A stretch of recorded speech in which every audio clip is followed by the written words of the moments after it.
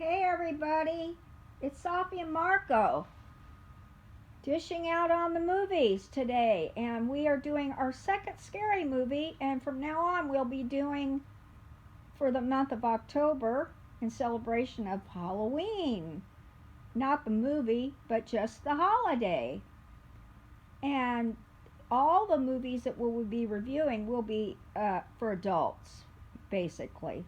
They won't be children's movies, okay? This is a children's movie, kinda. Well, In, not really. in fact, the director said that. He must be out of his mind. Sophie, he said that this movie is targeted towards teenage boys and like younger boys. Okay, well, I'll say why. The very first part of it is not for children, but the rest of it, yeah, a child could watch. It's no problem. There really isn't violence. Really, a lot. I mean, it just is. It's not. It's unremarkable compared to other movies. So, That's but not true at all. I'll explain why I'm saying what I'm saying. But anyway, the movie we're reviewing is called Phantasm, which premiered in 1979. It's very weird, but I've watched every minute of this movie and took comparable notes. But the ending left me dazed and confused. Marco did some research on the making of Phantasm, which may explain my reaction and other possible issues dealing with the movie slash story content. The evil monster villain of this movie is played by Angus Scrimm, whose name in itself should have been his character's name in the movie. Angus Burger? By the way, he died only 2 years ago and was often known to make appearances around the country at various horror conventions. Back to the movie. Oddly enough, Scrimm's character is just called, quote, the tall man. The other three main characters are Reggie, who is Reggie Bannister in real life, A. Michael Baldwin, who plays Mike, and Bill Thornburg as Jody, Mike's older brother. And if you notice, for two of these main characters, their actual names are the names of the movie, which is different. Be forewarned, the movie instantly begins with a sex scene in the cemetery, which shocked me a bit, almost like jumping in a swimming pool full of ice cubes. It was not a sex scene. It was a little bit of one, but there was nothing shown at all. It might be bothersome to people who are easily offended by such a thing. Like you? It wasn't that big of a deal, but that's why I say somebody with children might not want them to see that. Okay? So what happens? I don't think a child could even tell what was going on. Well, no. I'll just move on. Okay, well, however, the girl in question with long blonde hair suddenly turns into the tall man, who uses his long, sharp knife to stab the male victim. So right away, you realize that the bad guy is a shapeshifter. In the next scene, Jody, the older brother, is at a funeral home, an old white, large, elaborate house. He is checking out the metal plates of the little doors behind which lie the ashes or bodies of dead people, which confused me because don't bodies get buried if they're in one piece, or if they're locked away, aren't they in ashes? Jody stares down at a particular nameplate which says Pearson, which I guess is the name of his parents who died. When or how they died wasn't stated. It seems as though it's been recently. While Jody stands there eyeballing the name Pearson, the tall man comes up behind him and advises him that the funeral is about to begin, and the funeral is the funeral of the guy who was just murdered in the cemetery. In this manner, the tall man is being what he's supposed to be, and that's, I guess, the Undertaker, and not the bad guy. So, And it was probably really creepy because he was just wandering around these hallways, and you really thought something was going to happen to him, because personally I thought this movie would be like full of violence, because you always see that ball, the metal ball that's in the movie. It's some sort of a weapon, and you always associate that with, okay, this movie's going to have a lot of kills with the ball. Not really. Not really a lot of victims in this movie.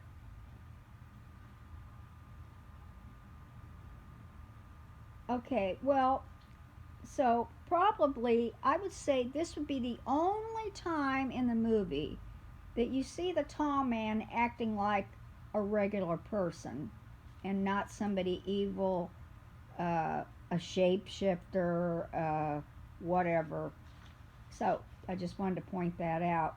And the ball that Marco is talking about, it is something associated with the creepiness and the mystery of this funeral place. It's like the the Harry Potter movies, the little metal ball that Harry and the other people The in snitch, the snitch, the golden snitch. the golden snitch. It's like a bigger version of the golden snitch, only it's silver, like it's made out of sterling silver, and it has a sharp blade on it that automatically pops out really big, and it goes careening towards you in the air out of nowhere.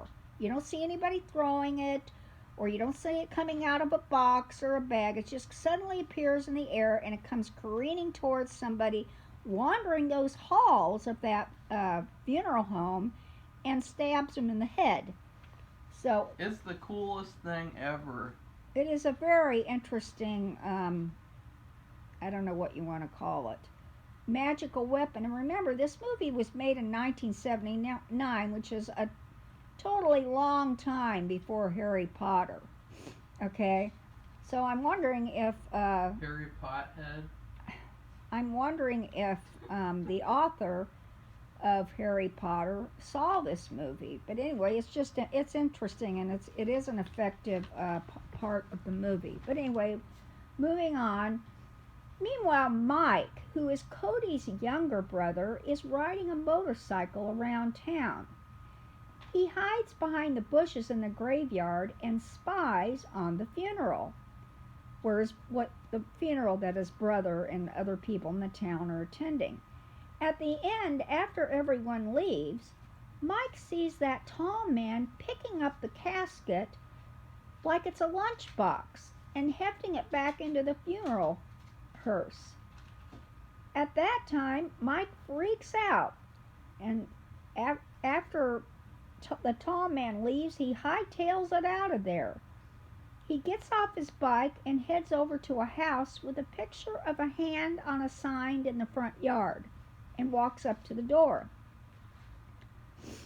A teenage girl answers it and ushers him in to see her grandma, a medium who is blind, and all conversation is done through the teenage girl. Mike is worried. Mike is there because he's worried about Jody leaving without him. But Grandma has a message for Mike. Fear is the killer. She especially wants him to know this, which maybe is a foreshadowing of what is next for him. Later on, you see the young girl walking into the funeral home by herself. And it's the only funeral home in town, it seems. And then she disappears, and you hear a scream. And she's never to be seen from or heard about again. Even the grandma drops out of the movie. I guess without a surrounding government, Turkish government surveilling the funeral home with the audio and video, no one will ever know what happens to those characters.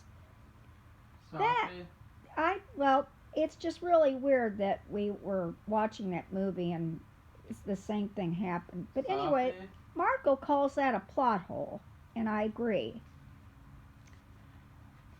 I said And what? that's the only plot hole in the whole And movie. and he says that's the only plot hole. And the thing is, they made it such an special thing for Mike to go visit them, and then this could have been more important.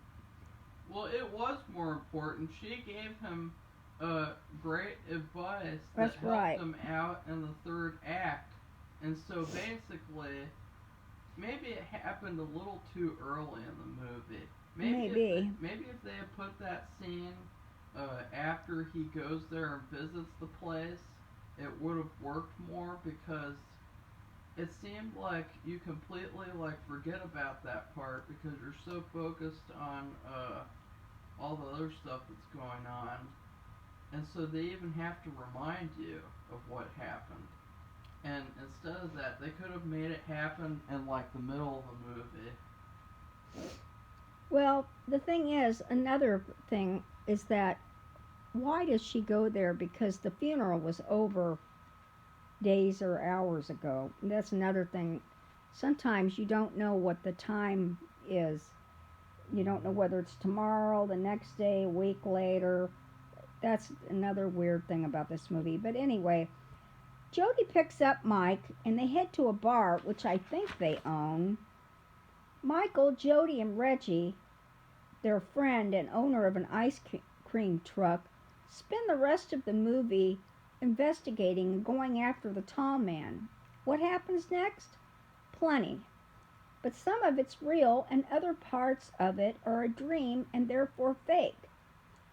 By the end of the movie, I find out there have been more dreams than truth, and it's so bad I'm not even sure what is real and what is not.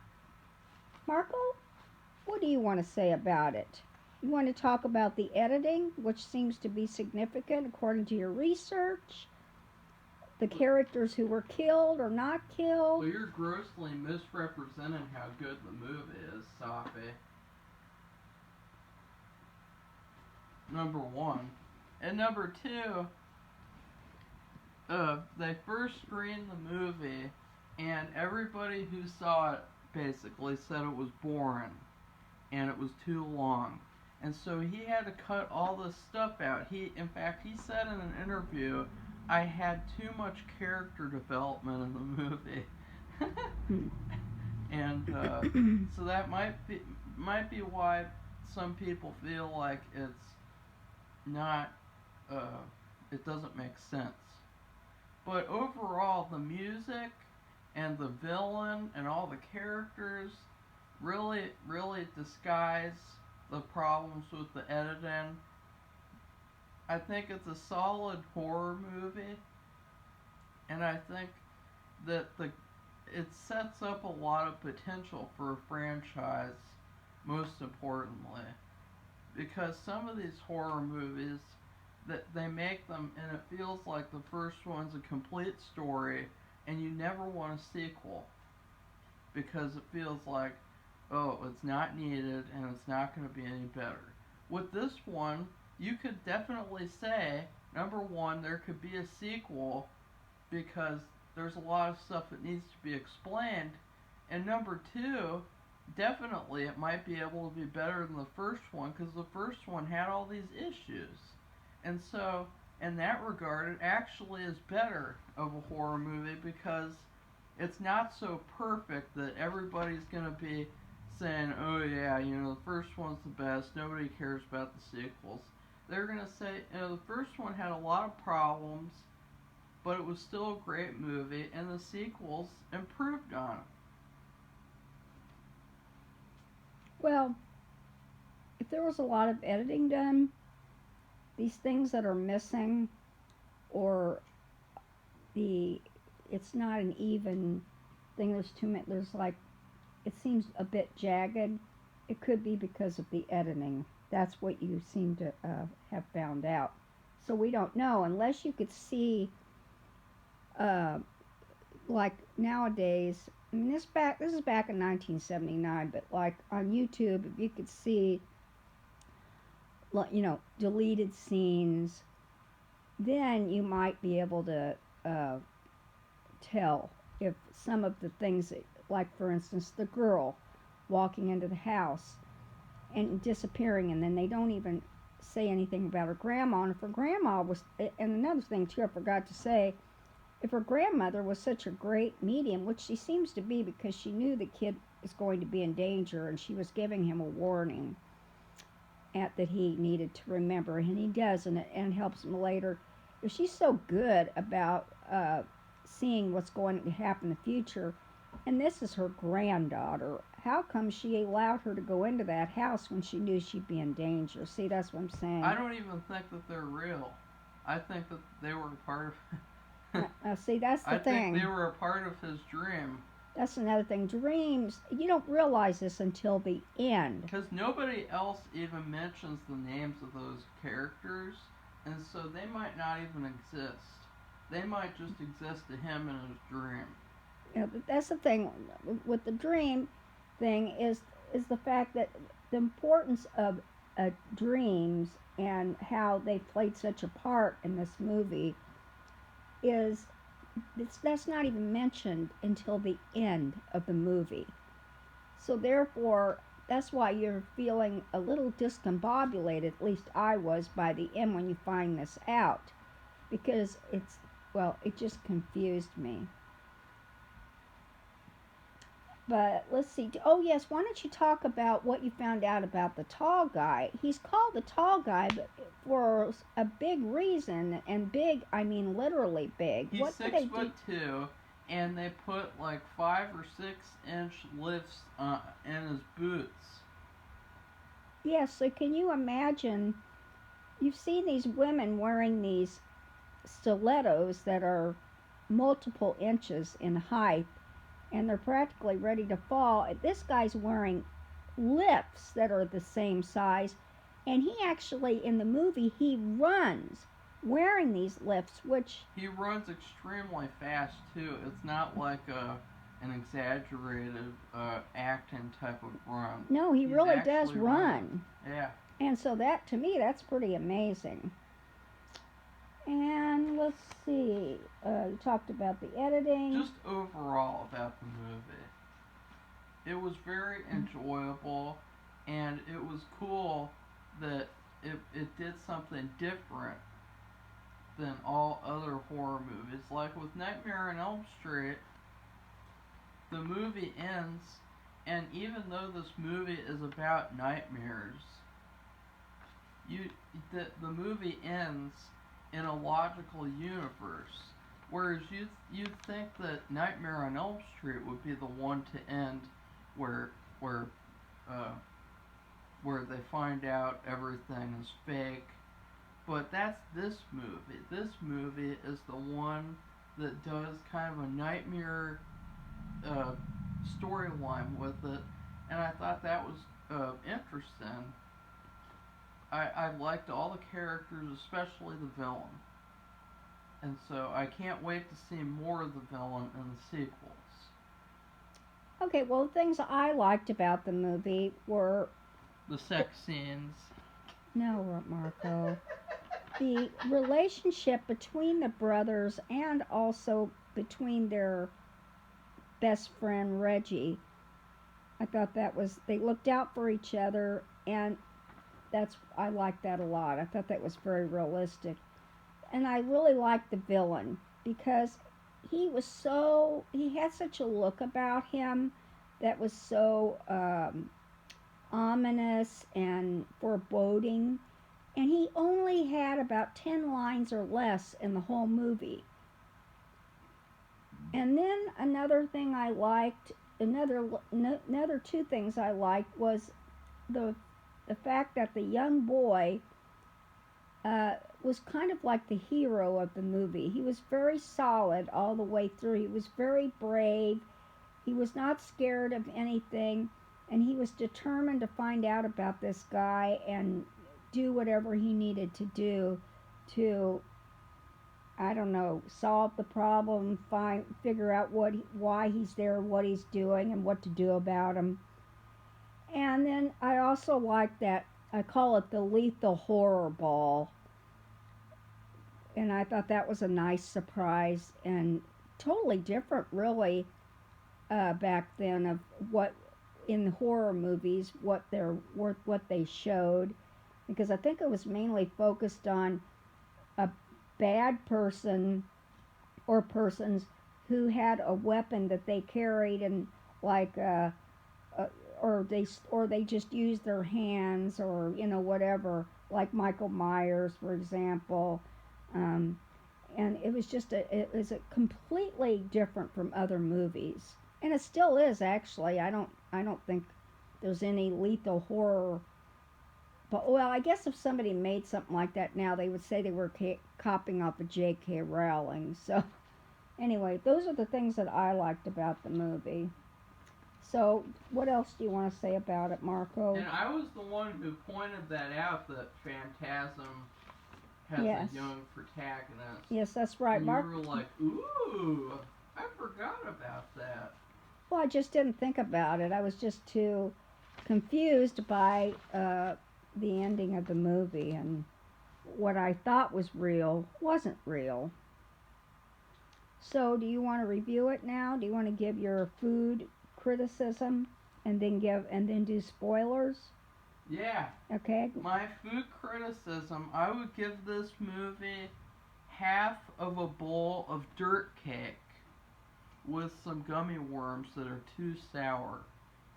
And now dirt cake, explain what dirt cake is, Sophie. Okay, well, dirt cake is a real dessert, and I'm going to explain this because it's amazing to me in this day and age, because I've encountered this personally. Some people don't know what that is, but usually when I make it, it's in a pot, and it looks like a pot of dirt, and I'll put a plant in it, like a plastic flower, and people really think that's dirt. And then when you take the flour out and get a spoon and you put it in the bowl and start eating it, they're almost freaking out and ready to barf because they think you're eating real dirt. But okay, dirt cake is Oreo cookie crumbs. Those are like their layers of them. And in between the layers of the Oreo cookies, which you ground up in a grinder, we have a special little grinder, are let's see, cream cheese, Cool Whip, a little bit of margarine, powdered sugar, and vanilla, um, instant pudding, and then milk, of course, mixed in with that. And it makes a real creamy, rich filling, and it's layered all the way up to the top. And the top of the dirt cake is of course the top ends in the crumbs, so it's made to look like dirt. So therefore, that's why it's called dirt cake. Okay, now go ahead, Marco. And so I gave it half a bowl of dirt cake because it's like you're discovering something very interesting and new and different. Uh, and that's what dirt cake is. A lot of people don't know what it is. They discover it. They really like it. But I only give it half because I feel like it was ultimately taken apart a little bit too much in the editing room. And I also think that the movie was missing quite a few victims. I thought the movie was going to have a lot more victims. They made this movie, the characters in the small town, it's so small that there's nobody in the town to be killed. And they say, all these people are getting killed. I don't notice that at all because we don't see very much. Well, it's also their parents might have been part of these people who got killed, but we never hear how they died, when they died. That part's okay. I don't care about that. So well, it's just a little thing, or maybe it's a big thing. I don't know. And the gummy worms are for I never thought about that part. Oh, I forgot. You can put gummy worms, sprinkle them throughout the layered cake, so it's like worms in the dirt. I wouldn't do that though. I would put them in yourself, like Excuse me. when you get a bowl, because when you put them in, I don't know, it might affect the taste of the dirt cake and it might interfere a little bit too much. But anyway, the worms are for all the characters that I liked and how they basically stayed throughout the whole movie. Because whenever somebody leaves a room, you always think they're gonna get killed because they're leaving, and it's like, oh, okay, bye bye, you're gonna die. And they don't get killed at all. They leave and they say, I'm gonna go off and explore, and they go off and explore and they come back just fine. And I really like that aspect because a lot of horror movies they kill off the main characters way too fast, and it's almost like they have no chance to get away and no chance to fight back. And in this movie, they have a lot of a chance to fight back and do something about it before they might get killed. So, what's your rating, Safi? Well, in terms of food, for me, this was a hard one to review. Several years ago, I lived in Tanzania, East Africa. Before we went out in the field to do research, we stayed at a beach hotel.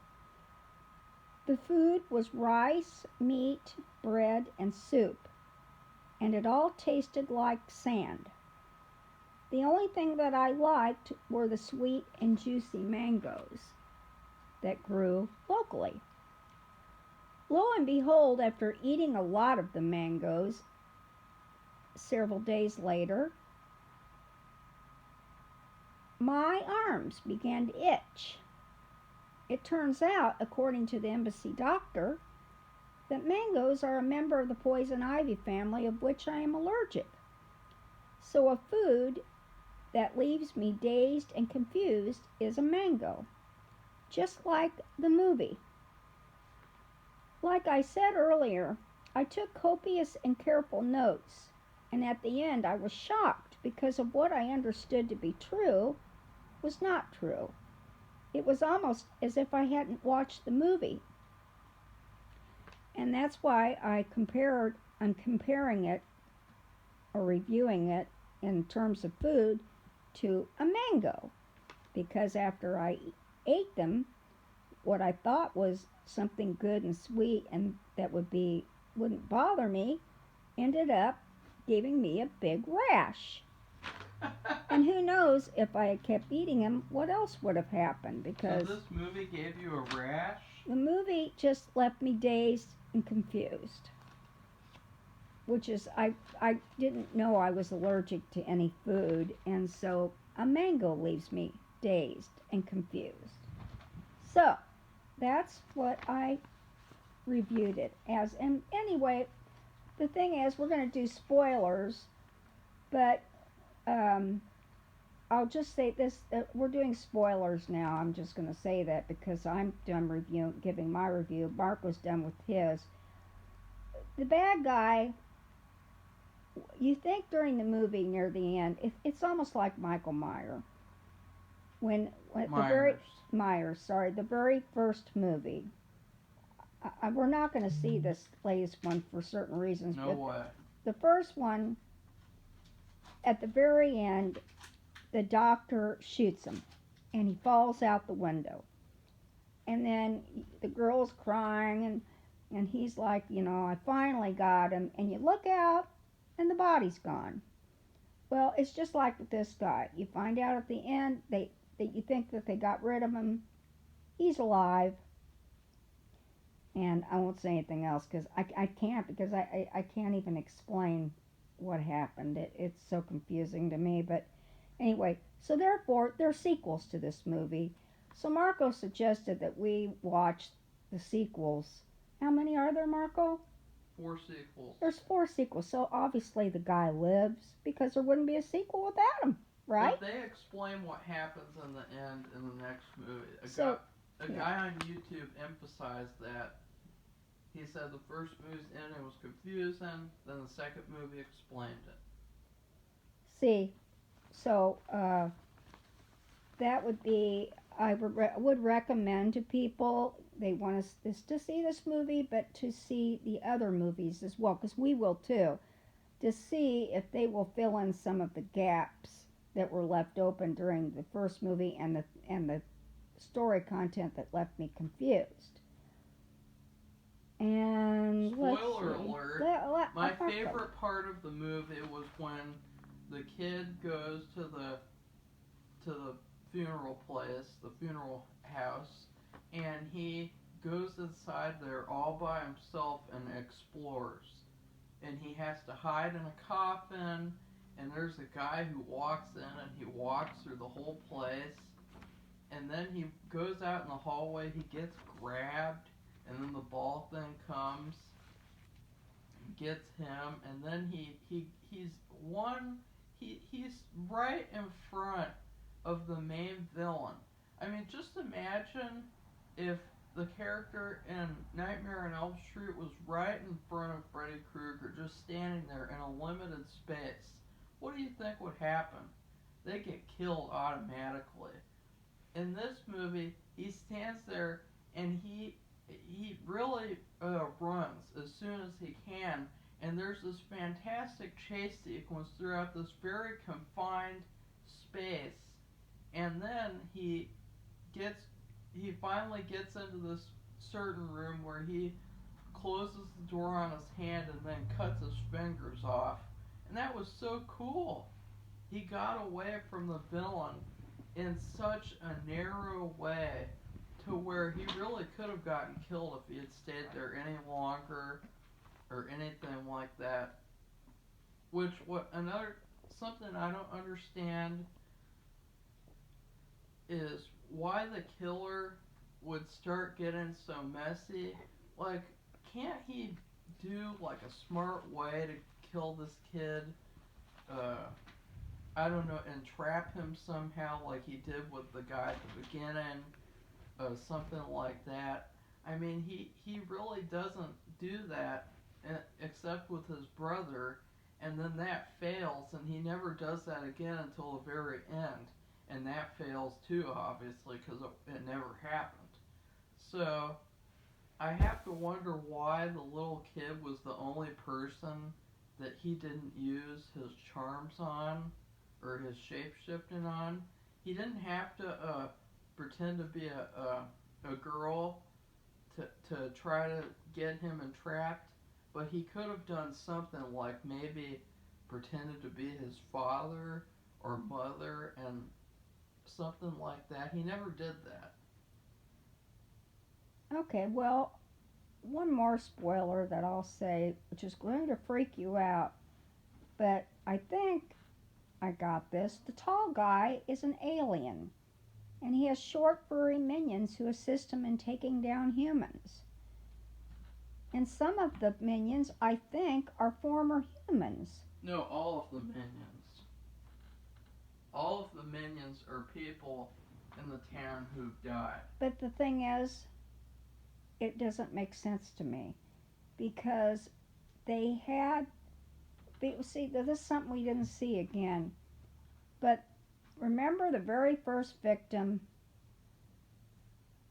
they don't show the funeral. I mean, they don't show the inside part where is it an open casket? I don't see how it could be. Yeah, they did. They They were, did show the open casket? yeah, they were looking at him. That was before he got shrunk. They were looking at him in the casket and talking, and they showed the service a little bit. And then outside, they showed the actual funeral. Well, okay, yeah, I know that, but listen to me. Okay, Marcos, when I say short, I'm talking about maybe 3 foot tall. Yeah, so they showed him before he got shrunken. But that doesn't make sense Why? because the coffin, the coffin was as tall as a regular sized Yeah, before person. he got shrunk, he was that tall. Yeah, So but he was they would in have the had. casket.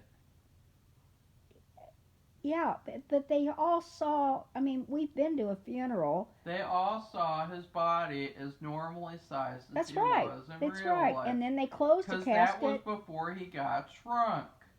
He put his casket with him back into the car, and then he drove it back into the place, and then he took his body out by himself, and then he had to shrink it down. Well, see, that's not the way it works. They just didn't because normally the body's in the casket. They The take the the casket to body the was supposed cemetery. to. They lower it into the hole, and then they Yeah. start filling it in. So he would. That's what I got confused. That's another thing that confused me. If he was turned into one of these little, and these are like furry little minions. They have like the face of the person, and the rest of them is just like a whole suit of fur. I mean, the only skin, real like human skin, is the face. That's it. Everything else is fur. Everything. And in fact, you don't even know what you're looking at because it's kind of dark, and they blend in with the darkness. So it's but you can see movement, and all these people running around, and anyway, very confusing. So No, it's not. yeah. So anyway, that's a big spoiler, and you don't even this doesn't even come out until almost the very end. Yeah, because that's what good movies do. They keep you questioning the whole movie, Well, and then at the end, it's a they very big reveal. surprise. What about okay? Well, what about with Psycho? Do you think they should have revealed that something at the beginning of the movie? Oh no, that was a Oh, that was that's different. That's different well, it because was more planned, and it was that's more different. more foot filled up. There wasn't so No, many gaps. actually, there were a lot of gaps because that's why they had to have a psychiatrist in the next scene explain to the camera why uh, what happened. I mean, he literally had to go through details and details explaining to the audience. And so I'd rather have this where the movie's not trying to lecture me on why what happened.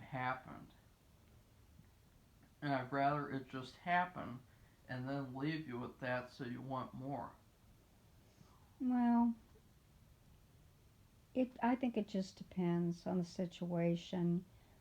People are very interested in psychology, and that was more of a psychologically based thriller, and this is more of a supernatural No, based. Well, yes, it is. A guy is from this is outer space, so you can't get any more uh, this is alien and weird. psychological though. How is it This is psychological? psychological because the whole movie is about him trying to get over his brother's death and Well, see, we all. don't know that until like the very Well, last scene. we know now, and so now we can't act stupid, Safi, Well, and we can look at what the movie was trying to bring out in fear because the guy said that the tall man was supposed to be like the Grim Reaper, and he was trying to show all the stuff with the funeral home and how it's creepy and how nobody really likes to think about that stuff. And so that's what the movie's about. The movie really is psychological, but on the surface it's very sci-fi. And I think that overall for the franchise to be really good, I hope that they move away from the psychological elements and get more sci-fi gore because I think that that psychological stuff only works so much. Like you can't spend 10 movies talking about how scary death is. It just gets old. yeah, well, uh, if you're talking about a serial killer, that's psychological, and that would be, it was like Hannibal. Hannibal is a serial killer. So, anyway, this isn't the same thing at all. Not in terms of a serial killer, a guy who's going to get arrested or go to a prison for the criminally insane or Anyways, something. that's all for now. That's all for now, and we'll be. I don't know what we're reviewing next, but it'll be really good. I think it's supposed to be Poltergeist, the very first Poltergeist. Okay? So that's it for now. See you soon. Bye. Please like this video and subscribe to our channel. And goodbye. We might be doing more of the tournament next. And then after that, we're going to be doing poultry. We're going to be Poltergeist. No, Poltergeist. We're doing Poltergeist. And I still have those book reviews. I've been reading a lot, and I have lots of book reviews. They're books you'll really like, some really good mysteries.